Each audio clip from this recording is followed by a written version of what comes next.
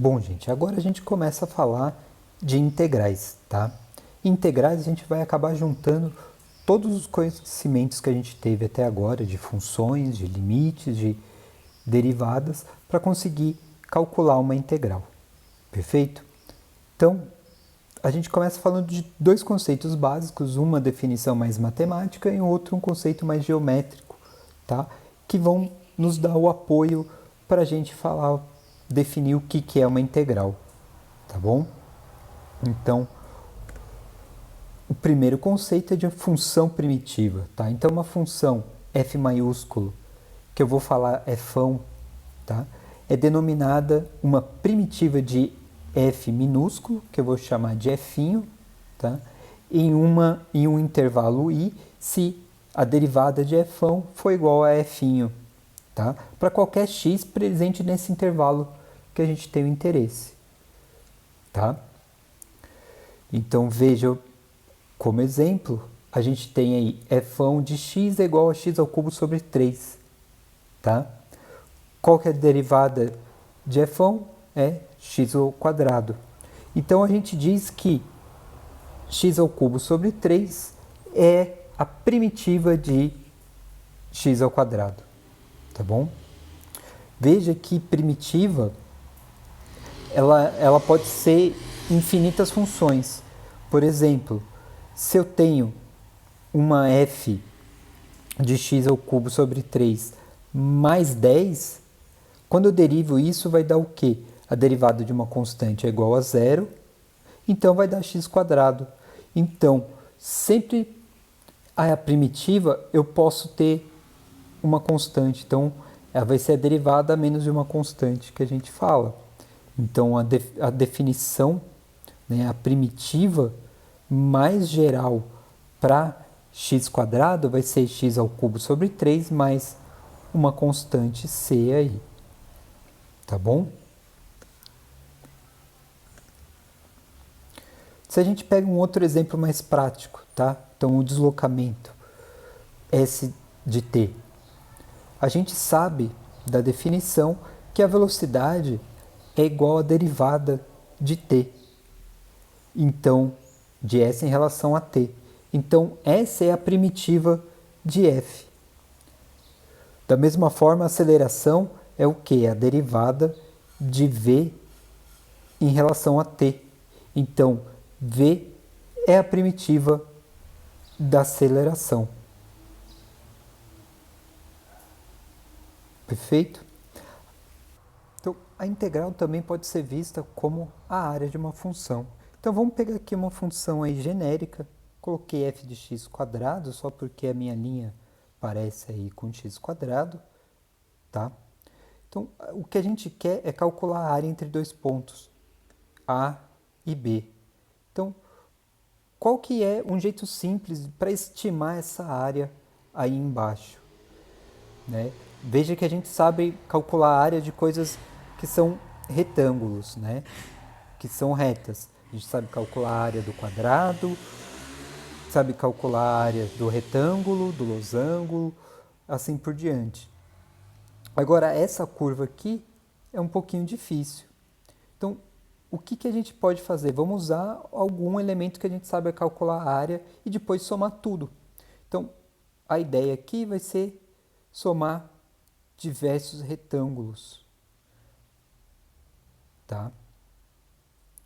Então, com diversos retângulos, eu consigo preencher aí, mais ou menos, a área embaixo da minha curva, tá?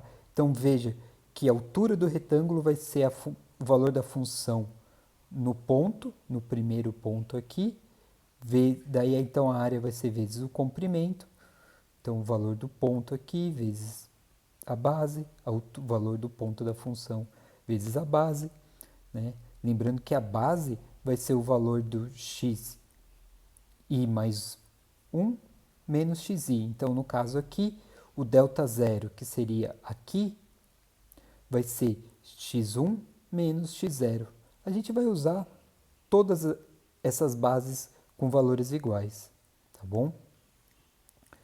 Então, aí, a área que a gente está estimando vai ser a base vezes a função no ponto x0, daí a base vezes a função em x1 mais a base x2 e assim por diante até eu completar x3, né? De uma forma um pouco mais sucinta, a gente pode escrever como a área é igual à somatória de i igual a 0 até 6 de f de xi vezes ΔI, tá bom?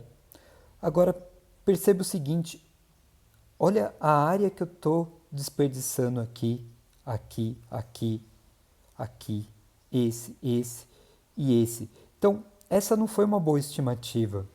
Mas não foi por quê? Porque o meu delta tem um valor muito grande.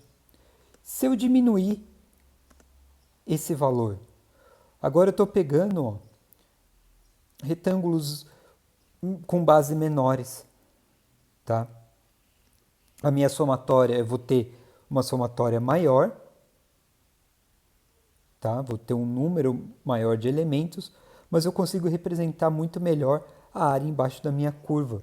Então aqui vejo que dá quase certo, aqui só sobra um pouquinho, aqui quase nada, né? Conforme vai chegando aqui, que tem um crescimento um pouquinho maior, tem um desperdício um pouquinho maior, mas já é melhor do que eu apresentei antes.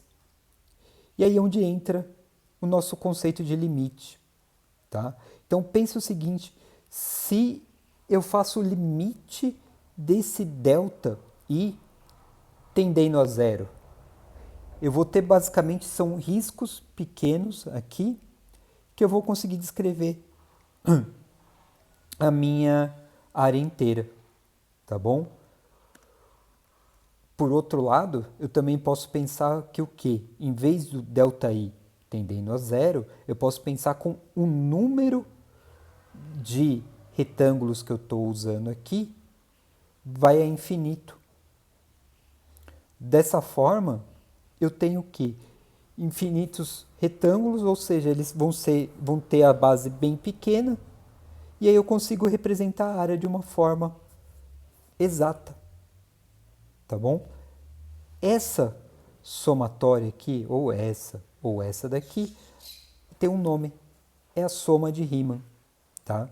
Riemann era um matemático brilhante, tem diversos trabalhos, foi ele que iniciou esse pensamento, tá bom?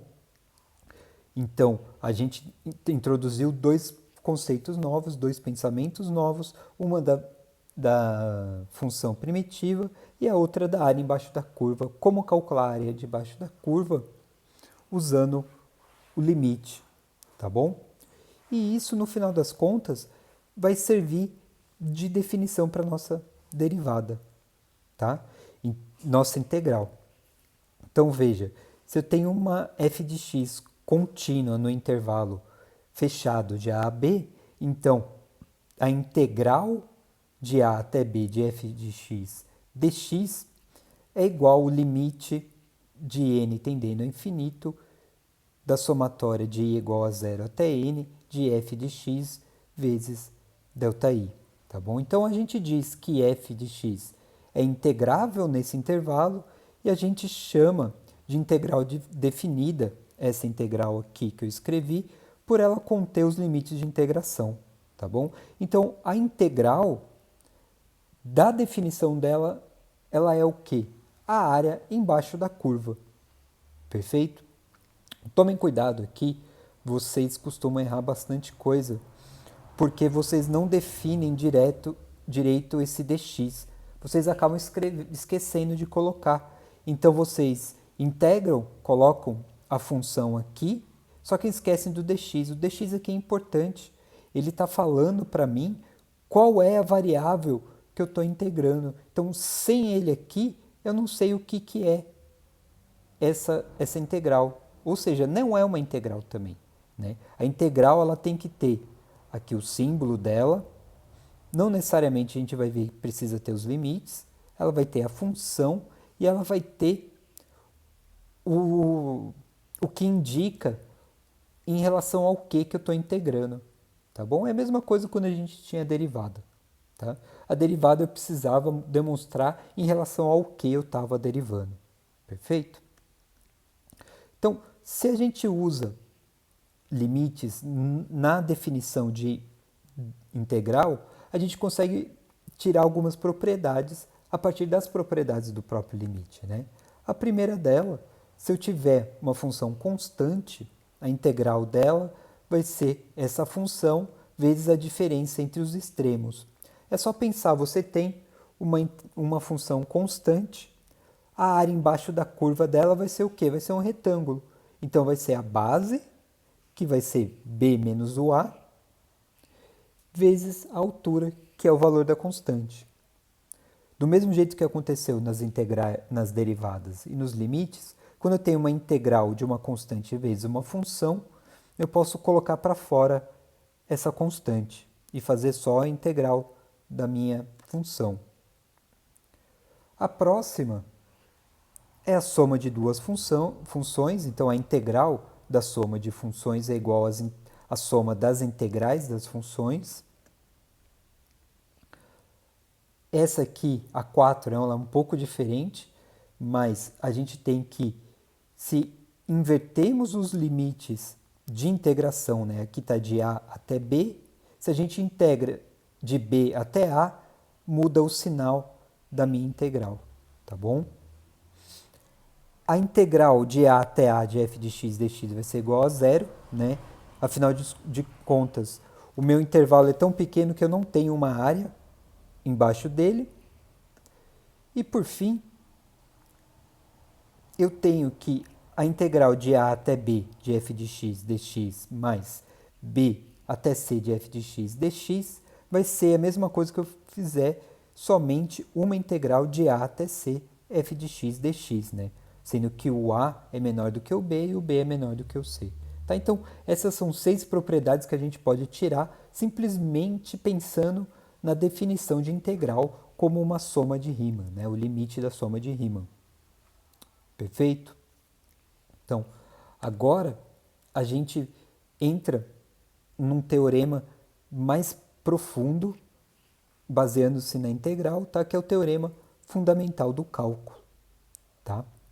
Então, ele é tão importante que ele tem o nome de teorema fundamental do cálculo. Tá bom? Então, veja, a primeira parte desse teorema diz que se eu tenho uma função f e ela for contínua no intervalo fechado a b, então a função g, definida por g igual à integral de a até x de f de t dt, com a menor ou igual a x e menor ou igual a b, essa função ela é contínua nesse intervalo a b, vai ser derivável no intervalo aberto a b, e a derivada de g é igual a f. Então veja que aqui eu tenho que o meu conceito de integral de função primitiva, tá bom? Então eu tenho que g ela é a função primitiva de f. Então nesse começo, o que a gente vai fazer para calcular uma integral? A gente vai usar o conceito de função primitiva. Você vai pensar, putz, que função que eu derivando vou obter f de x? Tá? Então, que função g de x que quando eu derivar vai ser igual a f de x? Então, nesse começo, basicamente, as integrais vão ser isso. Você vai pensar qual função que derivando vai dar a função que eu quero integrar, tá bom? Depois vão vir algumas técnicas de integração. Vocês vão ver que as integrais elas não têm regras, elas têm técnicas de integração, tá bom? A segunda parte desse teorema, né, fala o seguinte, que a integral de a até b de f de x dx vai ser o quê? Vai ser igual a primitiva no ponto B menos a primitiva no ponto A, tá bom? Isso é quando eu tenho essa integral, que é uma integral definida. Quando eu tenho uma integral indefinida, ela vai ser simplesmente a função primitiva mais uma constante, né? Ou seja, a função primitiva mais geral. Então, eu vou ter que a derivada dessa função primitiva mais a constante é igual a função que eu estou querendo integrar. Então, esse daqui é o pensamento que a gente tem que ter para resolver uma integral. Qual função que eu, derivando, vou obter a função que eu quero integrar. Tá bom?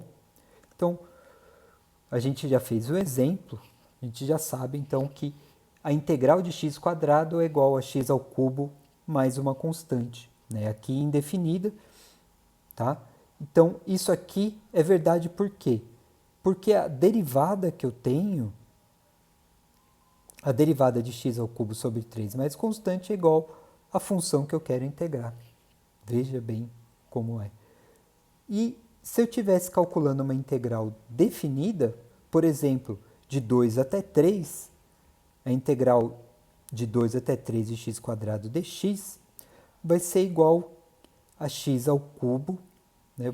X ao cubo sobre 3, né? Que é minha integral, minha função primitiva, nos intervalos de 2 até 3. Então, eu vou substituir esse primeiro intervalo aqui, então vai ser 3 ao cubo sobre 3, menos esse outro intervalo aqui, que vai ficar 2 ao cubo sobre 3. Então, eu tenho aqui 3 ao cubo é 27, menos 2 ao cubo, que é 8. Então, eu vou ter 19 sobre 3.